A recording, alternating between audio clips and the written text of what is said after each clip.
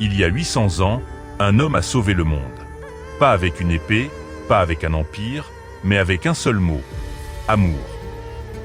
1219, l'Eurasie tremble sous les sabots des armées mongoles. Gengis Khan déferle comme un ouragan de fer. Des cités entières, Balkh, Samarcande, Nishapur, sont rayées de la carte. Des millions de gens fuient. Des bibliothèques brûlent, la civilisation vacille. En même temps, en Terre Sainte, chrétiens et musulmans s'entre-déchirent au nom du même Dieu.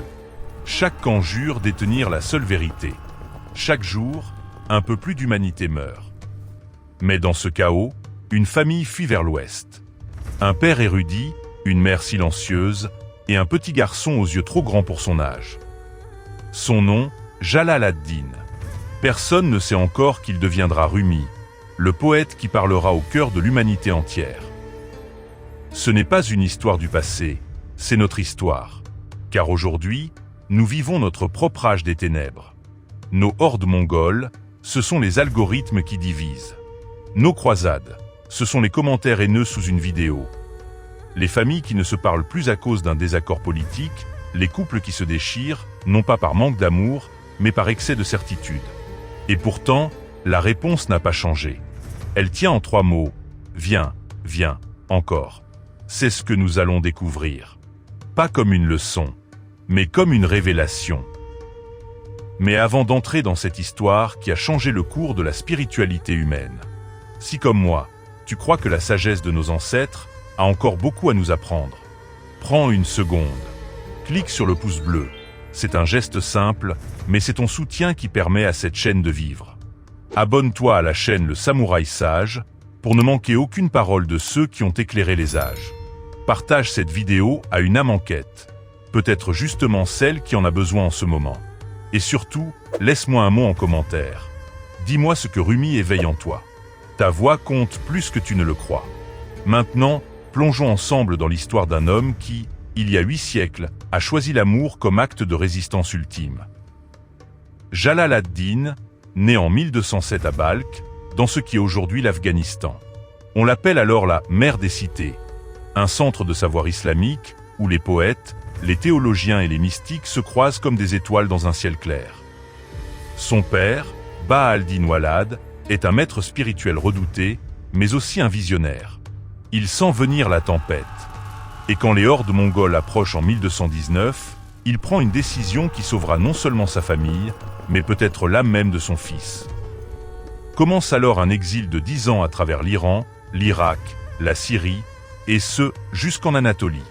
C'est pendant ce voyage que le jeune Jalal rencontre le poète tatar à Nishapur. Celui-ci lui tend un livre, Le langage des oiseaux, et murmure à son père, « Ton fils allumera un feu qui ne s'éteindra jamais ». Des années plus tard, à Konya, Jalal est devenu un homme respecté. Professeur de théologie, juriste écouté, figure centrale de la vie intellectuelle de la ville. Il a 37 ans, il est riche, admiré, installé dans la certitude de ses savoirs. Puis, un jour, il croise un vagabond aux yeux brûlants, Cham de Tabriz. Un derviche en haillons, barbe hirsute, regard de feu. Cham lui pose une question simple, mais qui va tout faire exploser. Qui est le plus proche de Dieu, Muhammad ou Bayazid? Jalal répond sans hésiter, Muhammad bien sûr. Cham rit doucement et réplique, alors pourquoi Bayazid dit « Gloire à moi » tandis que Muhammad dit « Seigneur, nous ne t'avons pas connu ». Il fut un moment de silence, puis Jalal tombe à genoux. Il comprend soudain que l'humilité est plus haute que la sainteté, que le savoir sans amour n'est qu'une cage dorée, et sa vie bascule. Pendant 2 ans, ils disparaissent ensemble. Jalal délaisse ses élèves, sa famille, ses devoirs. Les rumeurs courent, il a perdu la tête. Puis, un jour, Cham disparaît. Assassiné? Enfui? Personne ne sait. Mais la douleur qui envahit Jalal est si immense qu'elle ne peut se taire. Elle devient poème. Naît alors le divan Cham, 40 000 vers d'amour, de rage, de folie sacrée, où chaque mot est une larme, chaque vers une prière.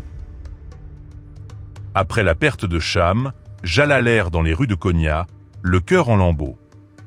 Un jour, il entend le chant d'un forgeron et entre en transe. Il lève les bras, ferme les yeux et commence à tourner sur lui-même. Naît ainsi la sema, la danse des derviches. Le chapeau feutré devient le tombeau de l'ego. La robe noire, le deuil du monde. La robe blanche, la renaissance. Et le tournoiement, l'imitation des planètes autour du soleil divin. Alors, quelle est la philosophie de Rumi? Est-ce une bombe spirituelle? Pour Rumi, l'amour n'est pas un sentiment. C'est la seule réalité. Tout le reste, religion, loi, morale, n'est qu'une échelle vers lui. L'amour est le feu qui brûle tout ce qui n'est pas lui. Et ce feu, il ne détruit pas, il purifie. Il enseigne l'unité de l'être. Le bien, le mal, le saint, le pécheur, tout est lui. Il n'y a pas de dualité. Le mal n'est qu'un voile temporaire, une ombre nécessaire pour que la lumière se reconnaisse elle-même. Pense à cette scène si commune aujourd'hui. Tu es en colère contre ton partenaire. Tu crois qu'il t'a trahi, ignoré, blessé. Mais Rumi te chuchoterait, derrière ta colère, il y a un appel à l'amour non entendu. Ce n'est pas lui que tu combats, c'est ta propre peur d'être abandonné.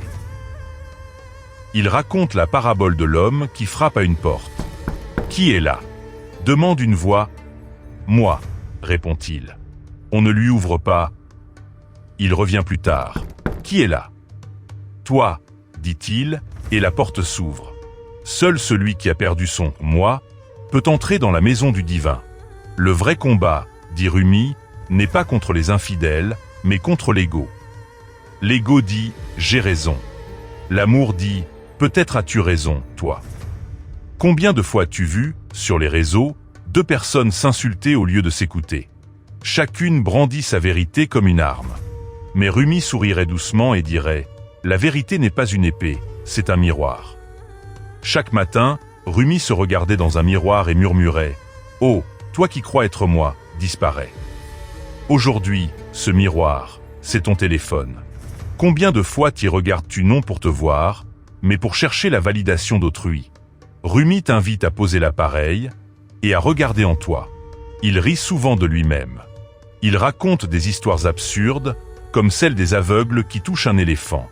L'un dit « c'est un mur ». L'autre « c'est une corde ». Rumi conclut « vous avez tous raison et tous tort ». C'est exactement ce qui se passe quand deux amis se disputent sur la politique, chacun sûr d'avoir vu l'éléphant en entier. Mais la vérité est plus vaste que leurs mains. Et surtout, Rumi refuse les frontières religieuses. Il cite Jésus, Moïse, Bouddha, Zoroastre dans ses poèmes. Il dit « Dans la taverne de l'amour, il n'y a ni musulmans, ni chrétiens, ni juifs. Il n'y a que l'ivresse. » Pour lui, la spiritualité n'est pas une identité. C'est un état du cœur. Et dans un monde où l'on se définit par ses opinions, ses likes, ses étiquettes, Rumi te rappelle « Tu n'es pas ce que tu penses. Tu es ce qui pense. » Alors pourquoi Rumi est-il notre guide en 2025? Aujourd'hui, alors que les algorithmes nous enferment dans des bulles d'opinion, Rumi murmure « L'ennemi que tu vois est un miroir de ta propre peur. » Tu as 1000 amis en ligne, mais tu te sens seul? Rumi te dit « Ne cherche pas l'amour dehors. Deviens toi-même l'océan. » Car combien de nuits passes-tu à scroller, espérant un message qui ne vient pas? Et si la vraie connexion n'était pas dans la notification, mais dans le silence que tu fuis? Tu souffres du vide existentiel, du burn-out, de l'anxiété? Rumi ne te propose pas une solution. Il te propose une transformation. Tu n'es pas une goutte dans l'océan, tu es tout l'océan dans une goutte. Tu n'as pas besoin de plus. Tu as besoin de te souvenir de ce que tu es. Et il te rappelle que toute création est prière. Écrire un journal intime, cuisiner pour un être aimé, planter un arbre, écouter une chanson les yeux fermés. Chaque geste sincère est une offrande à l'absolu. Même envoyer un simple message, quand il vient du cœur, est une danse soufie. En conclusion, Rumi n'est pas mort en 1273. Il vit chaque fois qu'un cœur choisit l'amour plutôt que la peur. Il respire chaque fois qu'un être pardonne. Il danse chaque fois que quelqu'un ose être vulnérable. Alors aujourd'hui, je t'invite à 3 gestes sacrés. Lis un poème de Rumi, pas pour le comprendre, mais pour le laisser te traverser. Peut-être ce soir, au lieu de regarder une série, Ouvre un recueil. Laisse un vers te toucher. Parfois, un seul mot suffit à changer une vie. Merci d'être resté jusqu'ici. Merci d'avoir prêté ton regard, tendu ton oreille à cette sagesse avec attention. Si tu l'as trouvée précieuse, n'oublie pas de cliquer sur le pouce bleu, car chaque clic aide cette chaîne à grandir et à toucher plus de cœurs. Partage ce message à quelqu'un qui traverse une nuit, car la lumière n'a de sens que lorsqu'elle éclaire les autres. Enfermée, elle ne sert à rien. Un simple message, un lien, une parole sincère peut être tout ce qu'il faut pour sauver un cœur au bord du silence. Abonne-toi à la chaîne Le Samouraï Sage, où la sagesse n'est pas exposée comme une antiquité dans un musée, mais travaillée comme une arme de paix intérieure, forgée pour affronter le monde avec calme et clarté. Enfin, n'oublie pas de laisser un commentaire pour me dire ce que ces mots ont éveillé en toi. Ton ressenti compte plus que tu ne le crois. En attendant, reste stoïque, reste zen, et surtout reste une bonne personne. Et souviens-toi, tu es l'univers en extase. Ne te contente pas de moi. Je suis le samouraï sage, que l'amour te guide. Et que tu danses, même quand personne ne regarde. À bientôt.